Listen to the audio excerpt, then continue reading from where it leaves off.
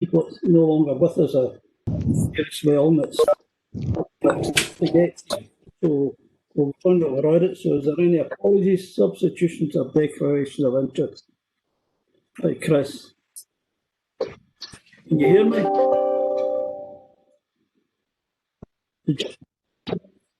Did you hear me? Hello. Right, there are no apologies. Are there any declarations of interest? No.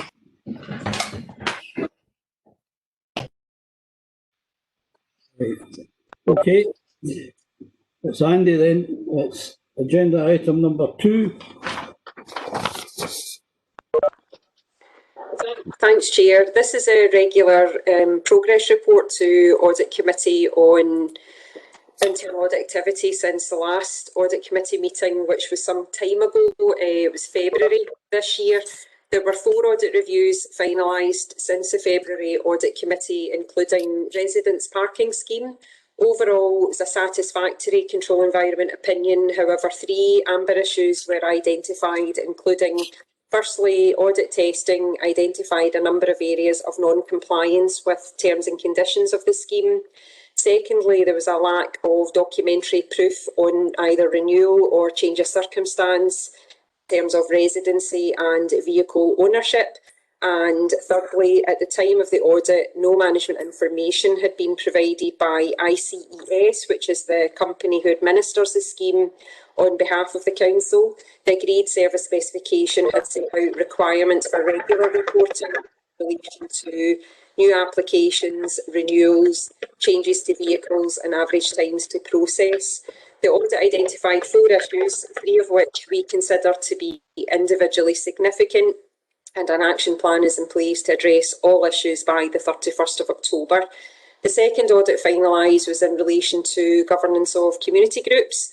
Overall, satisfactory control environment opinion. However, 2 amber issues were identified, including, firstly, the service level agreements have not been reviewed since 2013 and are therefore not aligned to the local outcome improvement plan.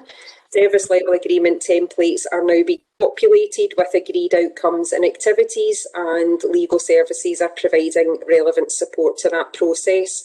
And secondly, in terms of the monitoring of community groups, this has been limited to mainly financial checks, and that's due to the service level agreements requiring to be revised. Once the new SLAs are in place, sample checking of activity and outcomes can be undertaken. The audit identified 4 issues, 2 of which we consider to be individually significant, and an action plan is in place to address all issues by the 30th of November. The third audit finalised was in relation to the Refugee Integration Scheme. Overall, satisfactory control environment opinion. However, 6 amber issues were identified, including, firstly, financial management and monitoring of expenditure requires to be improved. Secondly, we were unable to verify that corporate procurement procedures were always being complied with in relation to procuring of goods and services. Thirdly, currently there is no formal policy in relation to the Refugee Integration Scheme to ensure delivery of positive outcomes for local refugees, and in addition, we identified some gaps in operational procedural documentation. Fourthly, a migration steering group was set up to progress issues arising from integration activities. However, this group has not met since March 2019. It was due to reconvene in March 2020, but was postponed due to COVID. There are a number of issues that the group could undertake in terms of resolving issues in relation to integration activities, which are detailed in the report. Fifthly, issues were identified in relation to accessing relevant management information systems and reinstating the regular reports to committee on the refugee resettlement scheme. Finally, issues were identified in relation to improving areas of information governance, including developing data sharing protocols and implementing data retention policies. The review identified 6 issues, and an action plan is in place to address all issues by the 31st of October. An update was received from the service in early October that all actions are on track to be delivered. The 4th audit finalised was in relation to off-payroll working, which is more commonly known as IR35. Overall, it had a satisfactory control environment opinion. 2 green issues were identified, which highlighted control improvements, including the need to issue refresher guidance to managers on IR35 and to incorporate the requirements of IR35 within the Council's recruitment and selection policy. The review identified 2 green issues and an action plan is in place to address both issues by the 31st of October. The final audit review for 1920 relates to sundry debtors and it's currently at draft report stage, Chair. There are no significant issues arising from that review. The progress against the 2021 audit plan is set out at section 3 of the report. 1 audit is at draft report stage and has since been finalised, and 2 further audits are at fieldwork stage. In relation to corporate fraud activity, due to COVID-19, the fraud team have not been able to undertake any home visits in relation to their work. However, they've been accessing other information systems available to gather evidence in relation to the cases that they're currently investigating, and they have obtained a number of good outcomes for these cases. The fraud resource has been primarily focused on closing off the NFI investigations for the 18-19 exercise and also assisting services in reviewing applications for the new business grants process and sharing information across other local authorities.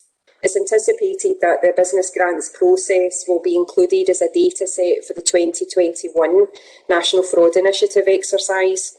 The team are also undertaking quarterly checks on corporate purchase card spend, as this information can be reviewed online, and we're also starting checks on client account transactions towards the end of October. There have been a number of whistleblowing investigations undertaken since the last Audit Committee meeting in February. These set out in the table at paragraph 4.4 of the report. For one investigation, a specific update has been provided as part of the private section of the agenda. The team continues to undertake work in relation to other referrals, for example, Blue Badge, council tax and other inquiries. And as a team, we've also been providing ongoing advice and support to services impacted by the pandemic, and we've provided alerts on cybersecurity and other anti-fraud alerts for employees and the wider community. We've been liaising with trading standards to get information out there into the community. In relation to audit follow-up, which is attached to Appendix 2, there were no issues due for completion by the end of August. However, there are 16 current actions being progressed. There were 5 audit actions where the agreed deadline has been missed. Revised dates have been obtained as far as possible, but progress has been impacted by COVID-19. Thanks, Chair. Happy to take any questions. Jim, it's Jim McElhaney first, and then Graham, and then Lynn Quinn. Thanks, okay. Thanks, Convener. It's probably more a question for Scott Allen regarding the residents' parking scheme and relating to quality control. As to the system, I take it it's a virtual system, so our traffic enforcement team surely cannot be well qualified to know exactly all the cars that are in a particular street that have a permit. And I just think, is it not suboptimum that we've got into this online virtual scheme as opposed to a physical permit? I mean, if you take a DVLA road tax aspect, to me, it was a great tool for the general public to say, well, wait a minute, that's an abandoned car, or that car's out of tax date, this out of date. To me, the DVLA have missed a trick by going to online and removing the need to display a tax disc, because it was a great tool for an online, for a passer, a member of the public to say, look, that car needs to be removed from the general highway type thing. So I just want to know why we went to this virtual system, or we've agreed to use a virtual system as opposed to a physical disc. Okay. Go ahead, Andy. Whoever. Scott. Thanks, Chair. Could I bring in Andy first, just to talk about how the permits are issued, and then I can maybe comment a bit further. Yes, okay. Thanks, Chair. There's an upgrade to the virtual system, Councillor McElhaney. It's now called Parking Smarty, and what that allows is the parking enforcement to get real-time access to the system now, so there'll be a lot more validation being able to be undertaken on the road, if that makes sense. So they'll be able to identify cars that shouldn't be parked, and they're issuing PCNs straight away where the documentation doesn't stack up. The officers out in the roads team that look after the system, they're able to run live real-time reports now, so it's a much more intuitive system. They're able to go in and look at the documentary evidence that's been put into the back end of the system, so it's much more user-friendly and it's much more informative. The regular reports are still being produced, but we're able to proactively use the system a lot better and check up on a lot of the processes that you're referring to. Okay, right. Andy, can I ask, can we not get into the one the police have? They seem to be able to see cars going along the road and up it comes in their cars and it says they're not insured and they can stop them. Surely there might be some way they could be helping us that way. I just wonder. But we'll find out. I'll find out. Anyway, Graham, would you like to ask your question? Thanks very much, Convener. I've actually got two questions, if I have your indulgence on that one. The first one is regarding the service level specification for ICES. I just wonder, Andy, is it a failure of our... Okay, our audit's has gone in and found a challenge, and that's what audit's about. But with a sort of service level agreement, is the language I would use, that may not be accurate. Should it be our should it be our legal team, who I'm sure were party to writing up that agreement? And the fact it's not been honoured by the third party, or is it the management of the service? How come it's taken for our audit to get involved to find out that a service level specification hasn't been fulfilled? I wouldn't be able to comment on why it's taken till audit, if that makes sense. We've just gone in and we've looked at the requirements of the service spec, and there's aspects of information that we have to provide to ICES, and then there's the other side. We're expecting regular monthly reports, quarterly reports and annual reports, and that hadn't been fulfilled by ICES.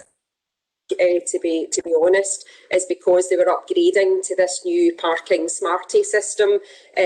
So as we carried out the audit, the actual reporting started to come online just towards the end of our audit process. But up until that point, there had been no reporting on the sort of information we would expect to see, and had indeed been agreed through the service specification. But the audit has highlighted a number of issues with ICES, and that the audit hopefully will improve that relationship going forward. Excellent. Great. It's great, Convener, to see the audit is doing the job, but I still have that question in the back of my mind. How did the strength of Inverclyde Council's management system fail? But that's a rhetorical question. My second question for Andy, if I may, Convener, is regarding the refugee partnership. It certainly is a partnership, and I suppose declaring interest of Riverclyde Homes Board here. I'm aware that Riverclyde Homes are in a good place to encourage refugees and are part of working together with Inverclyde Council. The recommendations that you're putting forward as a result of the audit investigation, are you comfortable that third parties or partnerships like Riverclyde Homes, RCH, are appropriate and their systems won't contradict our systems? Are we the lead partner? Does our system trump their system? I'm just wondering, we've got two, Riverclyde Homes is looking to get a new tenancy into the area. We have got a number of challenges to make sure it's appropriate. I just wonder if there's a tension there, and if you're happy that tension we can live with.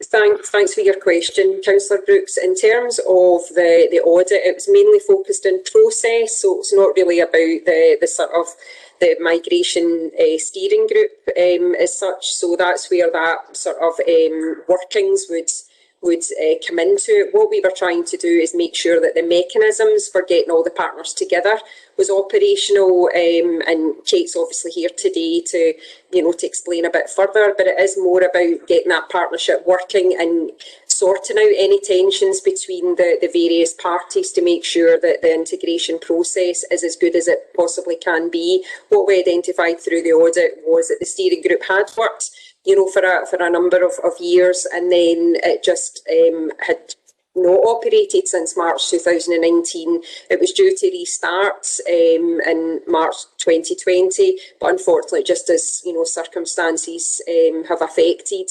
every other service, COVID-19 has had an impact. I'm not sure whether Kate wants to come in and add anything further to that, or Sharon's got her hand up. Okay, go ahead. Thanks, Andy. Maybe just to address the specific issue in relation to the partnership working, and it'd be important to note that the processes are parallel and not joint. So the arrangements that are in place through the HSCP and the Council and our partnership arrangements pre-existed the decision by River Clyde Homes to embark on the programme that they are undertaking. However, what we have done, and Kate can maybe elaborate on the specifics of this if it's necessary, is that we've aligned to ensure that we can extend the same kind of activities, the same kind of partnership approach to the individuals who would come into Inverclyde via that route as would through the other and existing routes. So I think the important thing is to think of them as parallel and aligned rather than joint. And I don't know if Kate would like to add anything. Would you like to add, Kate? Yes, thank you, Chair. I would just like to reassure the councillors that while some of our strategic networks weren't in place as we took over the service, our operations were our local relationships with River Clyde Homes and all the housing providers from our manager of the refugee service is excellent. We benefit, as in many services in Inverclyde, has been quite a small area and very good local connections. And I know the manager of the refugee service has a good working relationship with the housing authorities and makes sure that we share information of any families who may be coming and ensures that we can support them fully and that robust arrangements are in place for their financial support as well as kind of the wellbeing support. Okay, quite happy. Jim, sorry about that. Scott, would you like to finish answering Jim McElhinney's question, please? Thank you, Convener. Yes, I think the question was about the comparison between the paper system, paper permits, and a completely remote system. And I've worked with both. The paper permits were very good because they could show a warden instantly whether a car had a permit or not. The problems with them were that if you changed your car, you had to get another permit. So you had to submit a permit and get a new one issued, which created difficulties for residents because it wasn't seamless. Another thing, of course, was forgery. So you used to get holograms and these kind of things. The full electronic system, although it's had its teething problems, is much more efficient for the customer. So the customer's details are instantaneously transferred to another vehicle, for instance. All the information's in on a computer, and the wardens can access that through their handheld devices. So they know instantly whether a vehicle is properly parked or not. So it's the way forward. But I do recognise there has been transitional problems in going from the former types of systems to these more automated systems. I'm quite happy, Jim. Right. Excellent. Lynn Quinn. Lynn? You okay? Yeah, thanks, Chair. Yeah, so I've a couple of questions on the governance of community groups and also the refugee integration scheme. So just on the governance of the community groups, can you just confirm then that there has been no monitoring? Obviously, we've looked at financial monitoring, but has there been no monitoring against the service level agreements in terms of what the community groups are delivering? Really, if they've not been updated since 2013, then that's a concern that maybe they're not getting best value if we don't have a service level agreement in place. And also another question on that is, in terms of the plan put in place, it said there will be a desk by the 30th of November. Is that for us to review all the service level agreements by the 30th of November? It's just obviously if we're looking at reviewing them all, it just seems like quite a large task. Is that just a plan in place to get them, or is that fully for them all to be reviewed and in place by the 30th of November? Do you want to answer that one before I go on to the refugee question? Yeah, thanks. Do you want me to come in at that, Chair? Yep. Okay, so in terms of the monitoring that's been carried out, it has been limited to just financial monitoring. So the money that we're given to the organisation, we're actualising the spend, we're looking at it in terms of best value, making sure they're obtaining quotes, different things like that. But in terms of activities and outcomes, they are out of date, and that's the big part of the service level agreement that requires to be updated. But there was a paper came to an earlier education committee setting out a template that was going to be used for SLAs going forward for the community groups, and that's what's been populated at the moment. And all of the 6 community groups will have a fully populated and agreed service level agreement by the 30th of November. That's what officers are working to, but Hugh might want to come in with further information. Hi, for yourself, Chair. Thanks for that, Andy. We are working flat out on this at the moment. It's not that we've not had anything in place for 2013. We've had governance in place for 2013. What's happened is that because of the funding streams, especially around Fairer Scotland funding, a number of these organisations had robust outcomes, but it's not been followed through because we've not updated it from the new locality plans. Andy's correct that we've agreed that education community, that we would have a single service level agreement and funding agreement, and I'm working closely with Gwen on that, and that will be across the whole board. What we're struggling with at the moment is to have a more in-depth look at what the outcome is for some of the different community centres due to the actual funding they receive from us. But we're getting there now, we've had conversation with it, so we're confident by the 30th of November and that we will have a paper completed with that, and we're working on it at the moment. I'm happy to take any questions on that. Okay. When you get more? Thanks for that. I'm happy with that.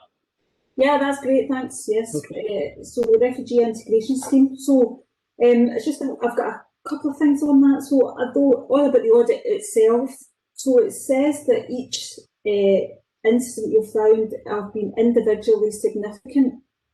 But the fact that we've got 6 of them, does that actually change the rating? So I'm just trying to establish that you can have, after a number of ambers, does it get to, where is the point where it starts to get a serious concern because we have a number of ambers, not just 1 or 2? So that's kind of where I'm at my first question. And also, I think there is generally, because of the number of them, there is a real concern myself as an elected member about if we're getting this right or not. For these families.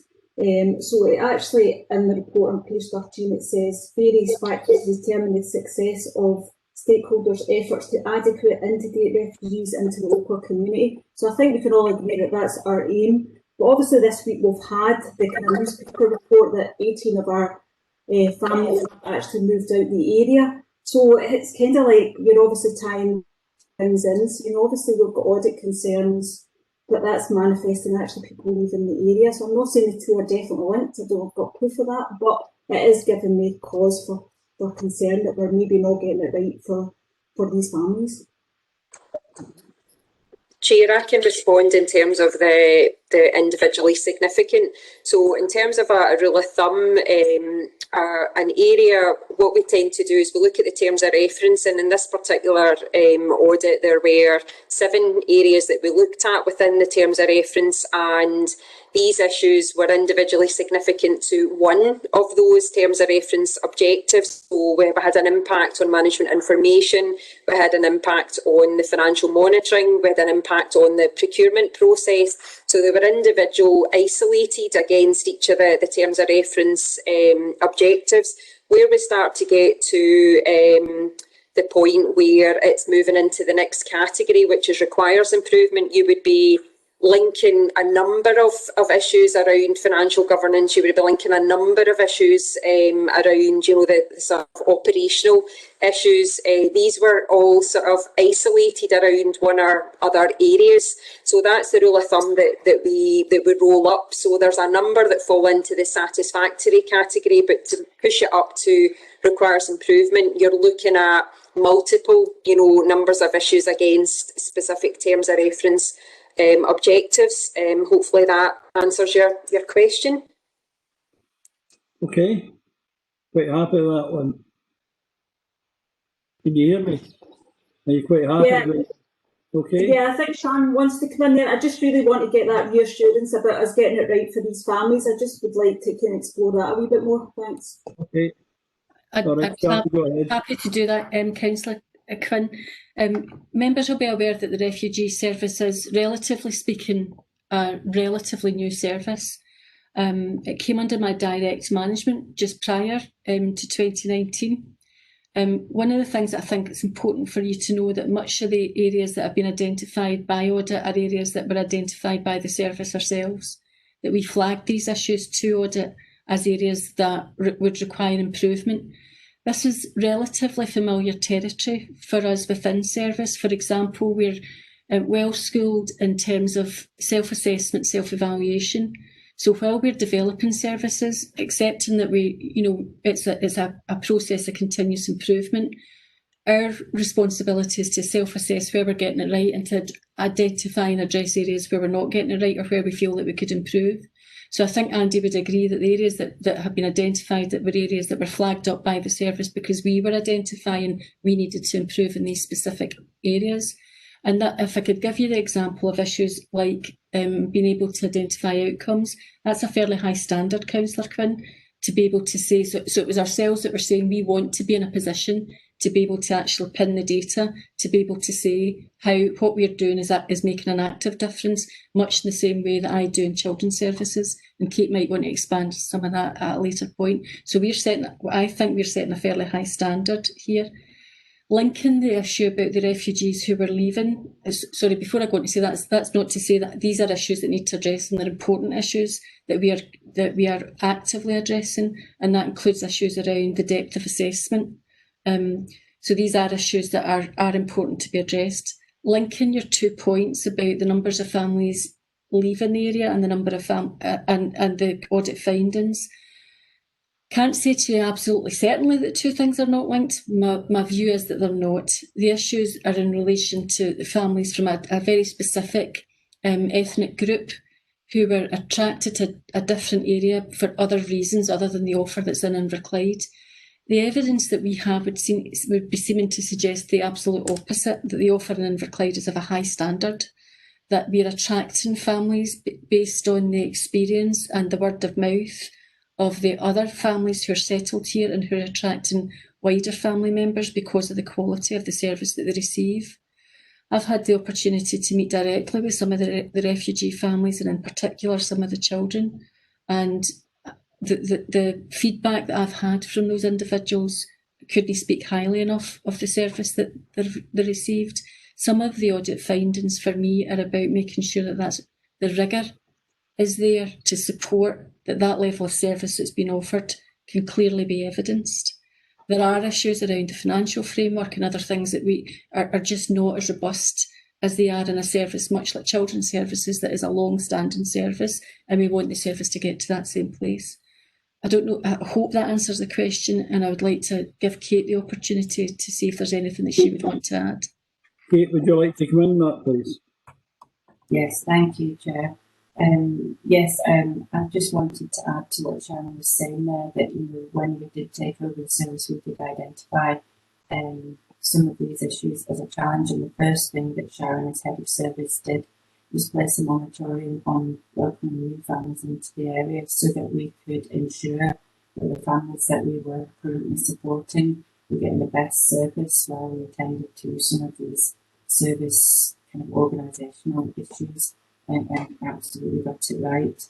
And the families that have moved away, as Sharon said, we're wanting to live closer to a mosque. And in our current scheme that we're supporting at the moment, which is mainly Syrian refugees, we have had to ask families to wait because they are asking to move into the area, and as we know, there's challenges at the moment with coronavirus and lots of other things going on, and that means that we can't progress that at the moment. But there's lots of families who are hearing great things about the service received in McLeod and want to move to the area. And so I am confident, as Sharon is, that the service provided to our refugee families is robust and very supportive and welcoming. Okay, quite happy. Yeah, You thank okay, you. Lynn? Thank you. I believe Councillor McCabe has a question. It's coming from McCabe next, okay? Right, Stephen. Yeah, thanks, Chana. I mean, first of all, I suppose a general comment.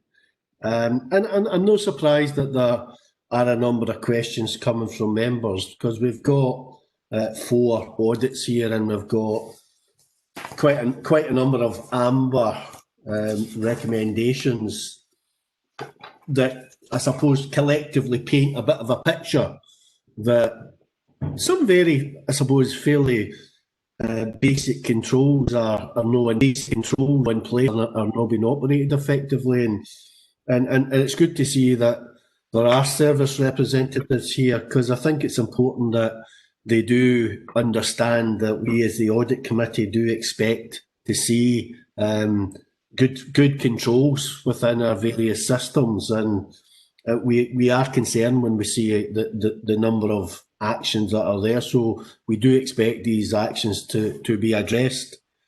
I mean, in terms of the refugee integration scheme, I mean, I can understand what Sharon's saying in terms of it's a relatively new scheme, a relatively new team. And we've got a report going to Health and Social Care on Thursday, which is a very positive report, which showing is that the team are making a real difference and absolutely are helping give lots and lots of people good alternative lives to the lives they were leading in Syria and Afghanistan. So I think we can only, and I'll absolutely say it on Thursday, commend the team for the good work that they're doing. And I'm less concerned about the outcomes for the individuals. I mean, I think the concern comes about in terms of the fact that we are responsible for public money and ensuring that public money is spent effectively. We're getting a significant amount of money from the Home Office to deliver this scheme. So it is absolutely important that we do have the right systems in place to control that. And I know that obviously has been acknowledged today, so there's no point in me labouring that point. So as I say, I think we're doing a very good job, but we just need to make sure we're also doing the basics well as well. The question I wanted to ask was to Andy was around off-payroll working. 35. I mean, I get the gist, I suppose, of what's been said, but it would be useful maybe to get practical examples of where the council might be affected by that, and what are the expectations of us in terms of ensuring we comply with the legislation. Just understand it in layperson's terms. Of course, no problem. Through you, Chair, the IR35 regulations, it's more about HMRC brought in new regulations in April 2017, and it's more about making sure that people that are not employees who were brought in maybe to do consultancy work or to do a job, they shouldn't necessarily be treated as an employee. For example, you could bring in someone to carry out a very specific project for a finite period of time. They control their time. They're not expected to come to an office. They're not expected to do their work between 9 and 5. They're just expected to produce an output. So there is a tool on HMRC that you could run that particular engagement through. The other example you could have is where you've maybe you're going out to an agency and you're recruiting like a temporary vacancy there. So it's about making sure that relationship with the agency that is that employee, because we'll pay the agency a gross amount of money, like an hourly rate, and we'll expect that the agency has appropriate processes in place to deduct tax and national insurance from the individual. The council, certainly when we did the audit, we didn't find any examples of cases where IR35 required to be considered. I think historically there has been occasions where consultants have been employed to deliver a service. They've been appointed to posts as such, or we brought in self-employed individuals. That doesn't seem to be council practice anymore, but it's those posts where they're a self-employed individual and they actually carry out the duties that you would treat them as an employee. They're directed, the work that they do is directed by, the council. They report in, through line management arrangements. They work 37 hours a week. They have to attend an office. They have to work their 37 hours. It's those sort of individuals that IR35 is trying to capture. But there's less and less of those individuals coming into the public sector. And I think that's on the back of the IR35 regulations. It's put a real barrier to self-employed individuals coming into public authority. So it's been a good piece of legislation, but the areas that, I think because it doesn't happen a lot, managers were really, oh yeah, we know about that, but maybe we could get some refresher information on it. And the other area was around, we have a recruitment and selection policy, but it doesn't really talk enough about IR35. Like if you're going to go down the route of agency work, you're going to recruit an agency member of staff, remember IR35 applies and you should be applying the test to that. So that was the main sort of areas. Is that okay, Councillor McCabe? Yeah, that's very helpful, Angie. Thanks for that. Okay. Provost Brennan. Martin. You okay? Thanks, Channel. It was actually a question posed to me by a constituent about a parking permit, but what I think I'll do is I'll write to Scott and Andy instead. Okay? Thank you. Okay. Everybody, any more questions? Everybody quite happy? Okay, agreed. Can I say, Sharon, before you go, that some of the young children at school talk now with a good Greenock accent instead of their native language, so I don't know how you manage that so quickly. Well done. Okay. Sorry, Sharon, go ahead. It's just Kate that's leaving, Councillor Rebecca, if that's okay. There's an item later on the agenda that I've got an interest in as well. Is that okay? Right. That's okay, everybody quite agreed. Right, item agenda number 3. Okay. Okay, thanks, Chair. This is the Internal Audit Annual Report and Assurance Statement. This normally comes to the August Audit Committee meeting, but there wasn't a meeting of the Audit Committee in August, so apologies that it's quite late in the reporting cycle. This is Annual Report for 1920, which supports the Council's Annual Governance Statement. The overall opinion is generally satisfactory with some improvement needed. There were no audit reports which had an overall unsatisfactory rating. A few specific control weaknesses were noted, but generally controls evaluated were adequate, appropriate and effective to provide a reasonable level of assurance that risks are being managed and objectives should be met. The report does recognise the significant event during March, and the Council's management as a Category 1 responder during the pandemic has tested how well the Council's risk management, governance and internal controls framework is operating. It will therefore be important for the Council at the right time to carry out a post-incident review and highlight any lessons learned. It was also encouraging to note that management had implemented 13 out of 15 actions which were due for completion by the 31st of May, and the action plan status is regularly incorporated into CMT updates and audit committee progress reports, and that does help keep a focus on the implementation of agreed actions. Happy to take any questions on the report. Thank you, Chair. Any questions? I don't see any. Sorry, Stephen, go ahead. Thanks, Chan. I suppose it's a similar question to Councillor Quinn asked earlier on in the last report. So the overall opinion that you're giving, Andy, is generally satisfactory with some improvement needed, but all the audits that were carried out in the year were satisfactory. So how do you arrive at that opinion? And also, how does that opinion compare to sort of last year's opinion, the year before that? Is that a sort of deterioration in opinion, or is it consistent with previous years? Thanks, Councillor McCabe. In terms of where the grading sit, there's a table in the report, and if it would help, it is colour coded. So if it's generally, we've got a couple of strong rated opinions, we've got a couple of, the majority of them are satisfactory. So that's why we're at the sort of seconds in terms of the overall assurance.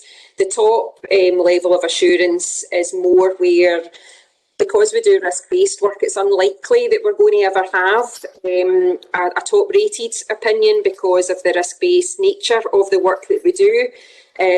We're always, going to find issues with particular areas that we look at. So there is actually a piece of work going on nationally just now, and it's looking at the overall gradings for control opinions, just because there is that move to a risk-based approach. So in terms of the audit process, because we've had a number of satisfactory, a number of strong opinions, it does just sit in that general satisfactory control environment opinion. In terms of previous years, when we first introduced the risk-based approach in 2008-9, we did have some requires improvement ratings there, because the audits that we were looking at, we're now into what I would say is a second cycle of auditing, the same things. So we're generally seeing a good improvement in terms of the control environment. When we first introduced the risk-based approach, there were a number of areas which hadn't been subject to audit before, so there were quite significant issues being identified, and it goes back to your earlier point about just having a basic foundation of good governance and controls in place. That wasn't always there at the outset of the risk-based approach, but through the second iterative review process, we're now into our third sort of 5-year cycle of looking at audits again. That is improving. We certainly haven't gone into an area that we've looked at before that's been a deteriorating position. When we go back in, we've got homelessness on the audit plan for 2021. That's been looked at twice. The first time we looked at it had a requires improvement rating way back in 2009. Then we looked at it again a few years later. It had an improved position. So we're hoping when we go in and look at it again that it will have, the control environment will be sustained or improved at that point. So it is to do with the risk-based approach, but nationally they are looking at the control environment opinions to try and align it better to the risk-based approach. Hopefully that helps. No, that's helpful. I mean, it's the point you make about sort of when you next audit an area you've previously audited, you're seeing sort of improvements or the sort of improvement maintained and whatever. But I suppose there's also the question that there may be areas like new areas that's not been audited before, or areas that have not been audited for quite some time. How through the audit process, I suppose, do we get the message out more generally to services that the standards that's expected of services, so that actually by the time they come to be audited, you don't actually find the same sort of levels of basic sort of controls not being adhered to? So what sort of, I suppose, training, etc., awareness is put out to services to ensure that they're proactive? Yes. And so that they don't end up coming before the audit committee to explain why they've got a number of amber or even red actions. Yeah, absolutely. And what we try and do with the audit planning process is we meet with the corporate directors, we also meet with heads of service. We try and understand what changes are underway just now or planned for in the next 12 months. We will build in what we would call assurance reviews. So we had a couple of project assurance reviews on the 2021 plan, and that's just to look at the control environment and get things back on track where things are potentially going to go off track. It's to try and work with officers to identify, we're going in a direction. Have we got the right controls in place to keep us going forward where we need to be, or can the audit process help identify any risks that they've not foreseen during that process? So we try and do a lot of proactive work in terms of how the plan is set at the beginning of the year, and I'll be starting to have those conversations November, December time with corporate directors and heads of service. We also read a lot, so we read a lot of information in the committee reports. We look at the CDIP reports. We try and rise and scan what potentially is coming up in terms of new legislation. Can we input to the new complaints process which needs to be in place, for example, March 2021. We will offer support and services, and a lot of the times we just do those as advisory type work, and I'll cover that off in the audit committee report by just saying we've provided advice to services in certain transactions or certain processes. We try and do what we can, and certainly have no issues with officers in the council. They're very receptive to audit, and they actually come to us quite a lot in terms of, I've been consulted on to do with the new Swift replacement programme. It's been great to have an audit input to that particular process. Where there's a service review, they'll get audit involved as well. So it is helpful to have a good relationship with the business areas as well. So hopefully that gives you some comfort. Yeah, that's very helpful, Andy. Thank you. Okay, I'm quite happy. Everybody, no more questions? Sorry, Jim, did you wave there? No. Okay. Okay, thanks very much. Agreed. It's item agenda number 4. Andy. Thanks, Chair. Sorry, I was on mute. We normally bring an external audit action plan update report, which sets out the action plans arising from external audit reviews. Since the last audit committee in February, there were 3 actions due, and all have been reported as completed by management. So there are no current audit actions, which is why there's not the normal follow-up report there. The external audit annual report will be presented to Council next week, and any actions arising will be incorporated into this report for January's audit committee. So I'll bring back more detail on that in January, if that's okay, Chair. Thank you. Fine. Okay. Everybody quite happy? Right. Item agenda number 5. Andy. Here.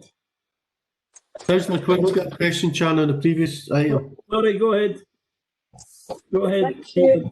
Just a quick question, Andy. I mean, obviously you've noted that there's 3 actions that have been completed since the last audit.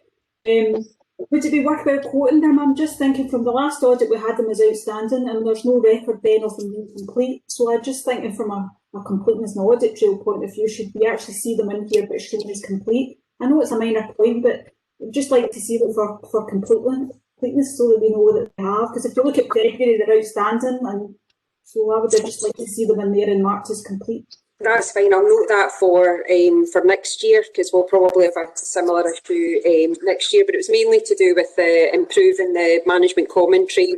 There was some year-end tidy up. There was issues around the inflationary contingency budgets. Matt might be able to provide the full detail, but I can certainly share those 3 issues with you. If that would be okay, I could circulate the three particular issues after this. Yeah, we'll be able to see them in February, so I don't really know. It was really just the process point of view, that should we actually see them complete so that we know they are complete, they've been recorded in our audit papers that they're complete. Yep, that's noted, and I'll make amendments for the future. Thank you. Great, thanks. If I could just go in there, Chair, sorry. There's one issue on my around some of the controls around payroll. These things, they do actually appear in the annual report that will be going to full committee next week anyway. So you'll see them be completed in there, and there'll be a couple of other issues in there, but there's nothing serious coming up in that. Jim. Okay, thanks, Matt. Anybody else? No. Okay, agreed. It's item agenda number 6. Andy. Thanks, Chair. This is the annual report on risk management activity. So this report sets out the risk management activity within the Council, and in particular highlights a number of areas where the Council continues to maintain risk management in its key processes, and is also alert to emerging risks, including Brexit and the COVID-19 pandemic. In addition, a number of specific corporate fraud reviews were undertaken in the 1920 audit plan, which have been separately reported to Audit Committee, and there's a number of corporate fraud reviews planned for 2021, which were approved as part of the annual audit plan in February.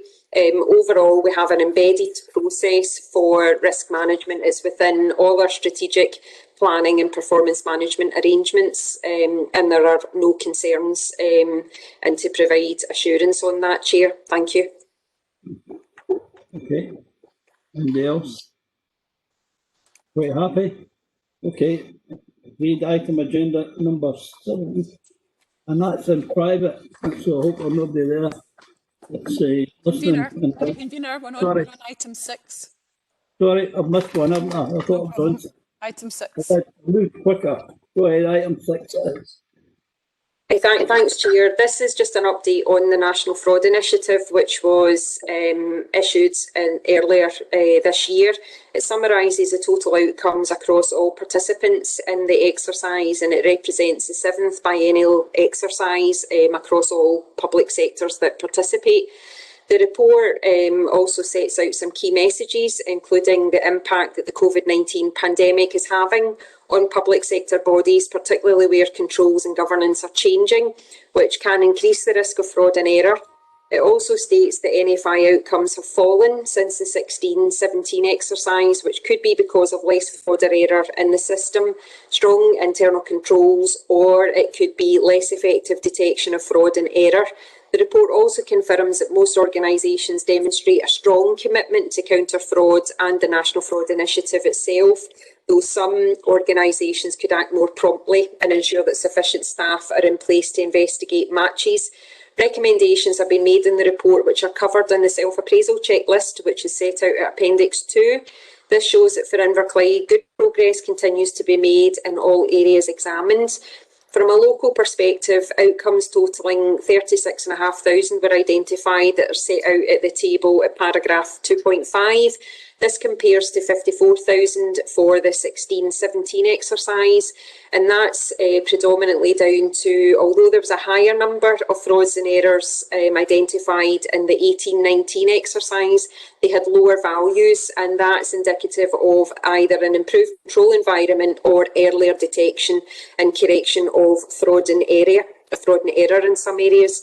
I'm happy to take any questions on the report. Thanks, Chair. Any questions? No. And as long as you're not as bad as what's happened with the money that came to some of the businesses, I was reading there in one of the papers a while back, how much money the government's lost with this, people supposed to have factories or people employed, and it's not true. So that'll be a lot of, there was a lot of money, and I got a shock how they managed it, because I know what you've got to go through, so touch wood that we're okay in that. Okay. Anybody else? Some of the questions. Sorry, Provost. Ah, you're there. 5.1, Martin. You want to ask? Go ahead. Thanks very much, Channel. It was, Andy, you alluded to it earlier in 5.1, the current status is the rubric at the top of it. And the third bullet point says reduced levels of outcomes could be due to less fraud and error or less effective detection. Can you see what can you plump for one or another for Inverclyde? Can you give us a definitive answer on that? Yep.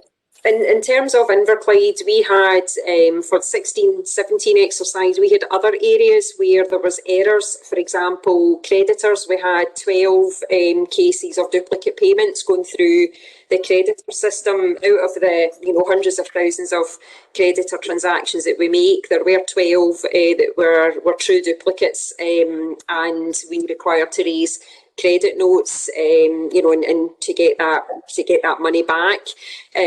So for the 18-19 exercise, there were no errors in the creditors' data set. So we had worked quite closely with the creditors' team to alert them to checking the data. They've got a way that they can check for duplicate payments, and it's also down to the services as well. When they have an invoice presented to them for payment, they should really be checking that is a a new invoice and it's not a duplicate invoice, and services are generally much more aware of the risk of duplicate invoices going forward. So there have been a number of data sets where we have had a lot lower types of matches, which in my opinion does demonstrate an improved control environment within the council. Thanks very much. That's very reassuring. Any other questions? No. Quite happy, agreed? Agreed. That's now agenda item number 7, which is in private, really. Go ahead. Convener, you have made the appropriate motion to move into private session, and I can confirm there's no members of the public or the press present. Okay. Go ahead.